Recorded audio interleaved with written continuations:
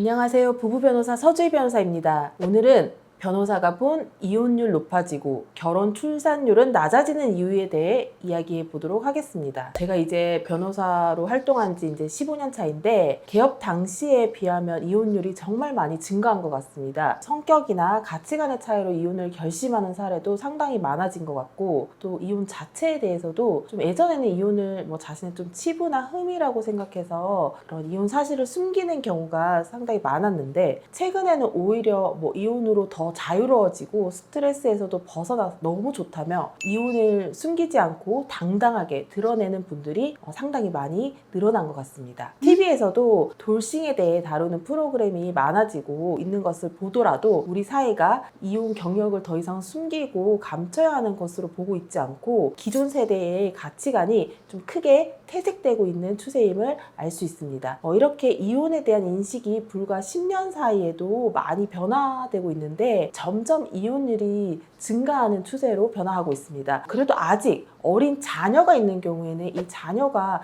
이혼으로 받을 좀 정신적인 충격이 클 수도 있기 때문에 자녀를 많이 생각하셔서 이혼을 신중하게 고려하고 계시는 분들도 많은 것 같습니다. 물론 이 혼인 제도도 엄연한 계약이고, 그렇다 보니 함부로 이 계약을 해지할 수 있는 것이 아닙니다. 너무 쉽게 이혼을 결정해서는 안 되지만, 더 이상 우리 사회가 이혼을 부정적으로만 보고 있지 않고 또 이혼에 대한 인식 또한 바뀌었기 때문에 이혼 사유가 너무나 분명한 경우에는 나 혼자만 참으면 되지라는 생각으로 무조건 참고 버티는 것만이 능사는 아닙니다. 너무 타인의 시선을 의식할 필요 없이 많은 가능성을 염두에 두고 자신을 위한 최선의 선택을 하시는 것이 좋을 것 같습니다. 이혼율은 점점 증가하는 반면에 결혼율은 점점 줄어들고 있고, 출산율 또한 마찬가지로 점점 줄어들고 있어서 이 가임 여성 한 명이 평생 동안 낳을 것으로 예상되는 평균 출생아 수가 0.72로 한 명도 채 되지 않는 상태입니다. 이처럼 결혼율도 줄고 출산율도 줄는 원인이 무엇일까요? 결혼율이 줄어드는 건 아무래도 가장 큰 원인이 경제적인 부분에 있는 것 같습니다. 결혼을 해서 이제 가정을 꾸리려면 신혼집도 마련해야 되고 또 매달 생활비도 일정하게 벌어야 하는데, 이러한 경제적인 뒷받침이 어려운 경우 굳이 결혼을 생각하지 않는 것 같고, 또 예전에는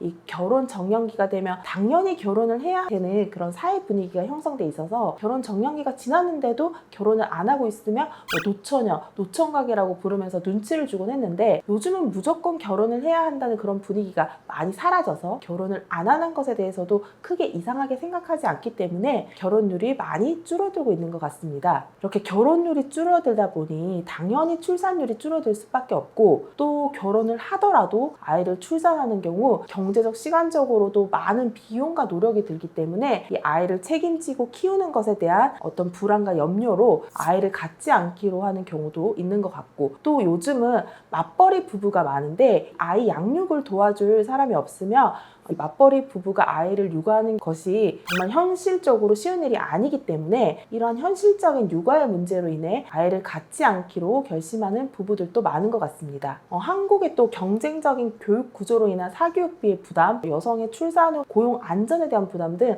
다양한 복합적인 문제로 인해 출산율이 계속 감소되어 왔고, 이러한 제도적인 부분에 보완이 마련되지 않은 이상 출산율이 더 증가할 것으로는 보이지 않습니다. 결혼하고 아이가 없을 때 도저히 혼인을 계속 이어가기 어려운 사유들이 발생했다면 아이가 없을 때 이혼을 결정하시는 것이 좋습니다. 아무래도 자녀가 있으면 이혼을 결정하기가 쉽지 않고 친권 양육권자 지정 문제나 양육비, 또 면접교섭 등 여러 복합적인 문제들이 같이 발생하기 때문에 이혼 소송 과정도 복잡하고 힘들어지는 경우가 많습니다. 물론 이혼을 결정하지 못하고 있는 상황에서 아이가 생겨서 아이를 기르면서 또 아이 때문에 돈독해지는 경우도 있지만, 제 경험상으로는 그렇지 않은 경우가 더 많기 때문에 이 아이가 없을 때 이혼 사유가 될 만한 배우자의 부정행위나 가정폭력이 있다면 그때 바로 이혼을 결정하시는 것이 좋을 것 같습니다. 아이가 생겨서 돈독해지는 것보다 아이가 생겨도 계속